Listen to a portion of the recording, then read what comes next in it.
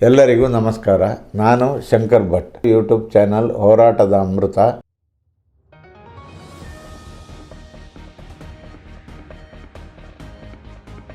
April 26ರಂದು ಮೊದಲ ಹಂತದಲ್ಲಿ ನಡೆಯಲಿರುವ ಲೋಕಸಭಾ ಕ್ಷೇತ್ರಗಳಲ್ಲಿ ನಾಳೆಯಿಂದ ಹಿರಿಯ ನಾಗರಿಕರ ಮತದಾನ ನಡೆಯಲಿದೆ. ರಾಜ್ಯದಲ್ಲಿರುವ 85 ವರ್ಷಕ್ಕಿಂತ ಮೇಲ್ಪಟ್ಟ ಹಾಗೂ ವಿಶೇಷ ಚೇತನರಿಗೆ ಅಂಚೆ ಮತದಾನದ ಮೂಲಕ ಅವಕಾಶ ಕಲ್ಪಿಸಲಾಗಿದೆ. ಬೆಂಗಳೂರಿನಲ್ಲಿ 85 ವರ್ಷ ಮೇಲ್ಪಟ್ಟ 95,128 ಹಾಗೂ 22,222 ವಿಶೇಷ ಚೇತನರನ್ನ ಗುರುತಿಸಲಾಗಿದೆ.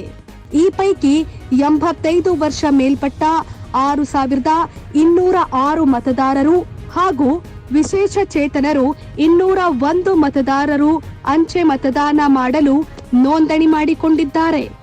85 ವರ್ಷ ಮತ್ತು ಅದಕ್ಕಿಂತ ಹೆಚ್ಚು ವಯಸ್ಸಾದವರು ಹಾಗೂ ವಿಶೇಷ ಚೇತನರಿಗೆ ಏಪ್ರಿಲ್ 13ರಿಂದ ಏಪ್ರಿಲ್ 18ರವರೆಗೆ ಮನೆಯಿಂದಲೇ ಗೌಪ್ಯ ಮತದಾನಕ್ಕೆ ಅವಕಾಶ ಕಲ್ಪಿಸಲಾಗುವುದು.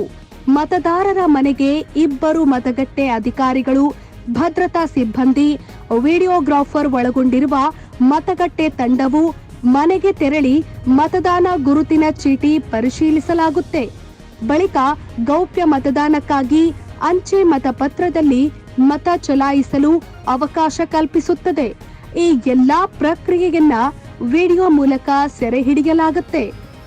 ಮತಗಟ್ಟೆ ಸಿಬ್ಬಂದಿಯು ಮತಪತ್ರ ಹಾಗೂ ಮತಪೆಟ್ಟಿಗೆಗಳೊಂದಿಗೆ ಪ್ರತಿ ಮತದಾರರ ಮನೆಗೆ 2 ಬಾರಿ ಭೇಟಿ ನೀಡುತ್ತಾರೆ.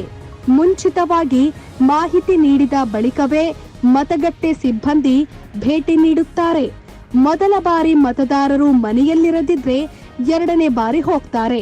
ಈ ವೇಳೆ ಮತದಾರರು ಸಿಗದಿದ್ರೆ ಬಳಿಕ ಮತದಾನಕ್ಕೆ ಅವಕಾಶವಿರುವುದಿಲ್ಲ. ಶೇರ್ ಮಾಡಿ, ಸಬ್ಸ್ಕ್ರೈಬರ್ ಆಗಿ, ಬೆಲ್ ಐಕನ್ ಅನ್ನು ಒತ್ತಲು ಮರೆಯದಿರಿ.